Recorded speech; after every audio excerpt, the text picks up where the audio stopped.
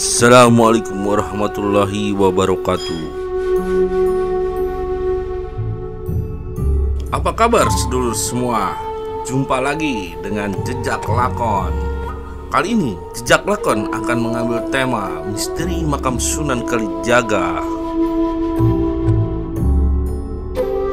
Raden Said atau Sunan Kalijaga adalah salah satu 9 wali penyebar agama Islam di tanah Jawa. Sebagaimana diketahui oleh kebanyakan orang di Indonesia bahwa Sunan Kalijaga dimakamkan di Kadilangu, Demak, Jawa Tengah. Wilayah Kadilangu dulunya merupakan wilayah yang dihadiahkan khusus kepada Sunan Kalijaga oleh Raden Patah selaku Sultan dari Kerajaan Demak.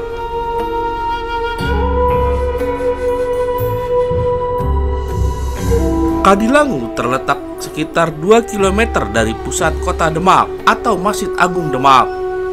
Makam Sunan Kalijaga tidak pernah sepi dikunjungi peziarah dari berbagai wilayah di Indonesia. Bahkan banyak pula kunjungan dari mancanegara, terutama Malaysia, Singapura, dan Brunei Darussalam. Setiap malam Jumat Kliwon bisa dipastikan akan dipenuhi peziarah yang berdoa di makam Sunan Kalijaga ini. Dan di makam ini pula setiap tahun digelar acara adat Kabupaten Demak, yaitu penjamasan pusaka Sunan Kalijaga atau yang lebih dikenal dengan Grebeg Besar.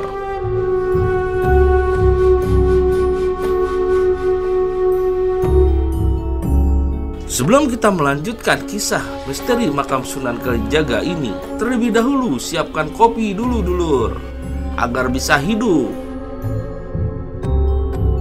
Jika sudah, silakan like, subscribe, dan tekan tanda lonceng agar channel ini tetap berkembang.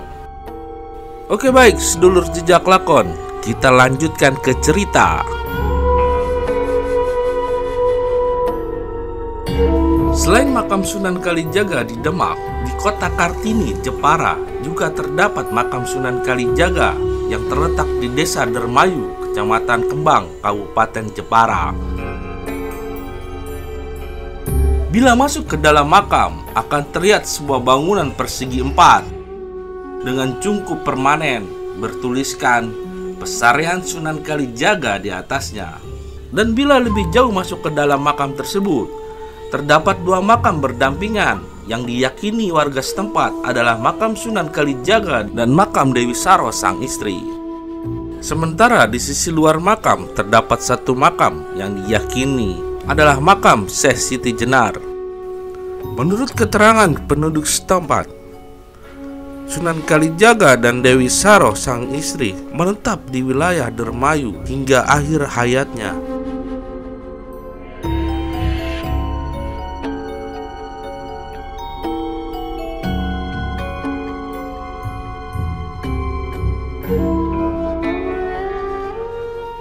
Selain di Demak dan Jepara, makam Sunan Kalijaga ada juga di Bukit Surowiti, di Desa Surowiti, Kecamatan Panceng, atau sekitar 40 km dari kota Gresik.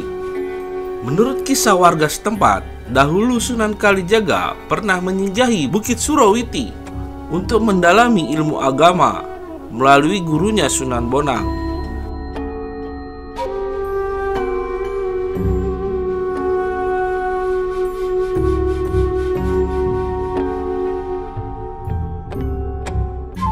Di Bukit Surowiti pula, Sunan Kalijaga berdakwah dan menjalin hubungan diplomatik dengan kerajaan-kerajaan yang berkuasa pada saat itu. Selain itu, Sunan Kalijaga juga berdakwah dengan pendekatan yang mudah diterima masyarakat Hindu, yaitu dengan kesenian Jawa. Bangunan makam Sunan Kalijaga di Bukit Surowiti ini dikelilingi pagar batu setinggi dada orang dewasa. Terdapat pula gapura tua sebagai satu-satunya jalan masuk menuju komplek makam. Bangunan tersebut terbuat dari kayu dan beratapkan seng. Sebagai situs bersejarah, bangunan itu tampak sangat sederhana. Makam Sunan Kalijaga terdapat di sisi kiri bangunan dengan gapura putih dan pintu berwarna hijau. Pintu makam hanya dibuka pada hari-hari tertentu, seperti hari Kamis.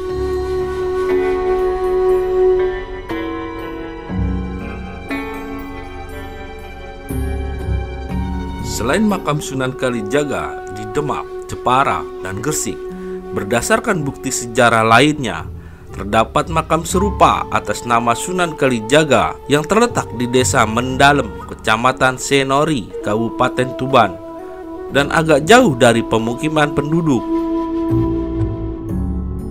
Menurut juru kunci Abdul Ghani, keberadaan makam Sunan Kalijaga sebelumnya tidak diketahui sama sekali oleh warga.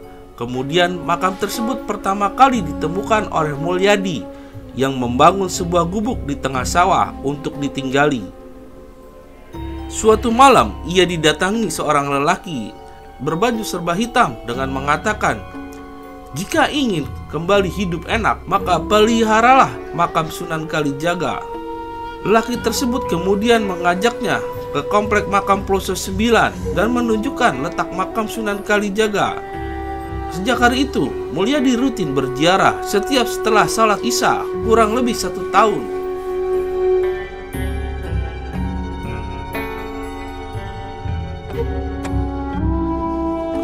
Karena penasaran apa yang dialaminya, Mulyadi lantas menceritakan hal tersebut kepada gurunya, Kiai Jubaidi, Tuban. Kiai Jubaidi yang tidak mengetahui apapun perihal makam itu kemudian mengajaknya sowan kepada Kiai Hamid Pasuruan. Kiai Hamid membenarkan adanya makam Sunan Kalijaga di Desa Mendalem. Bahkan sebelumnya Kiai Hamid pernah menepi di tempat itu selama 1 minggu.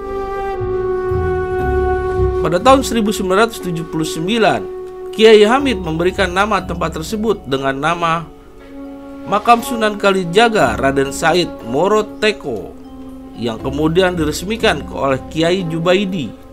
Nama Moro Teko diambil karena makam yang sebelumnya tidak ada, kini menjadi ada.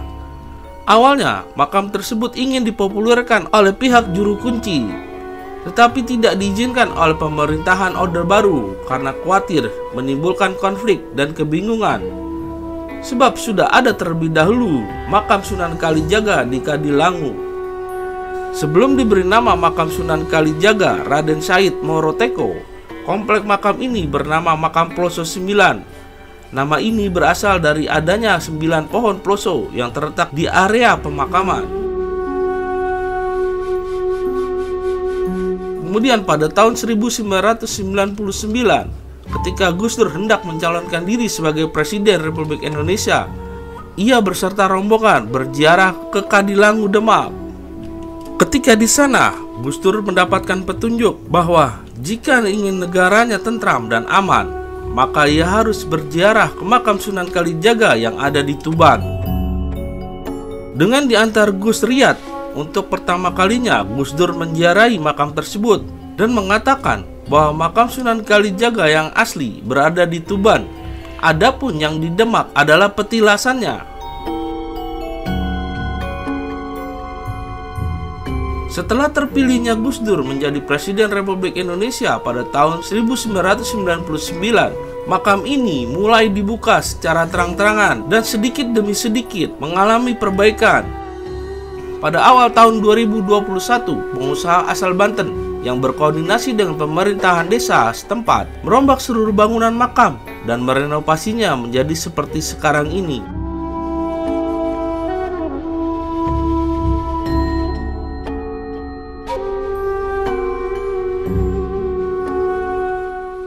Setiap harinya di makam tersebut ramai dikunjungi peziarah dari pelosok Jawa dan luar Jawa hingga mancanegara.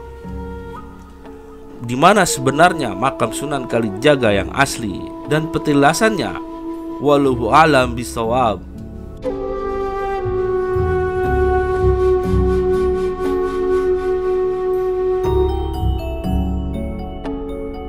Terlepas di mana makam Sunan Kalijaga yang asli atau petilasannya, semoga keimanan kita terjaga sampai akhir ajal menjemput. Amin ya rabbal alamin.